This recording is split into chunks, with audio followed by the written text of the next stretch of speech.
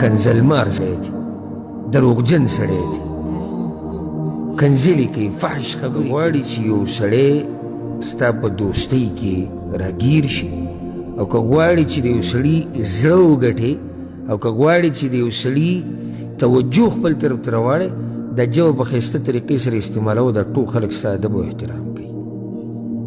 او دا ټول خلک به ستا صفت کوي، ستا قدر به کوي. او چې دا ژبه دې په غلطې طریقې سره استعمالوله، ته خو لا په دې تبه چې بهر به در سره چا طبیعت ولګي، دا کومه ښځه چې در سره په یو تولۍ کې سمرې دي، در سره هم طبیعت نه لګي، خو د مجبورۍ د لاسه تا ته څه ویلی نه شي. یعنې که د دې دې زړه راولټوو که نه، او دې ورته ووایي چې نه هغه ته خاوند ته دله نه یم، خو صفا خبره وکړه، نو هغه وایي چې زما بیخ بنیاد ویستی دی، دا دومره بد اخلاقه سړی دی، کنزلمار سړی دی، دروغجن سړی دی، کنځلې کوي، فحش خبرې کوي، بدې ردې وایي، سپک سړی دی.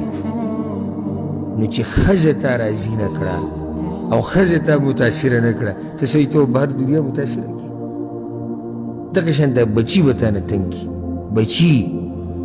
او کیدی شي چې ته ځوانۍ کې تا ته څه نه شي ویلی، او چې کله سپین ږیری شوې که نه، دا بچي به راته ووایي چې بابا مړه لږه ژبه لږ کنټرول کې ساته.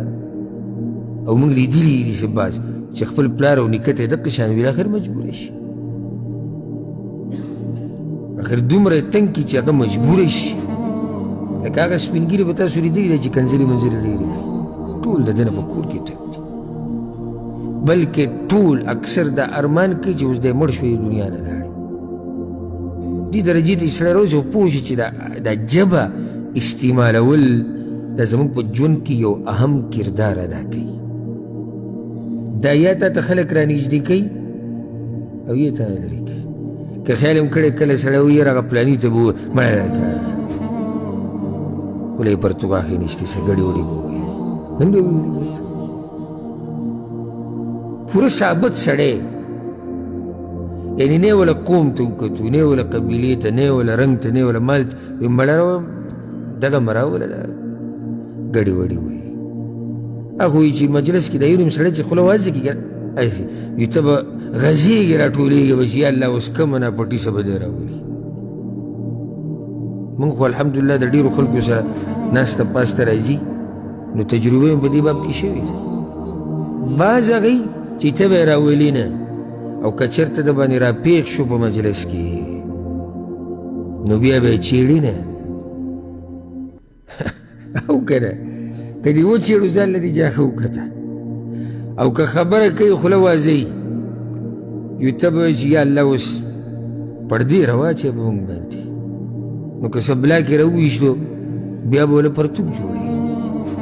چې ده دا داسې وي، ده دا داسې وي. دا غم یعنې بهر ته سړی دومره تنګ وي په یو ګنټه مجلس کې، په نیمه ګنټه کې چې د ښځه به د ده نه کوم ځای ته رارسېدلي، ته را سوچ وکړه. او چې د ده بچي به د ده نه څومره تنګ وي چې په یو ګنټه کې ما او تا دومره تنګ کړو، په نیمه ګنټه کې ما او تا دومره تنګ کړو. خبره مې دا کوله چې دا ادب الله صرف موږ ته نه دی ښوولی، دی مخکینو ته هم ښوولی دی.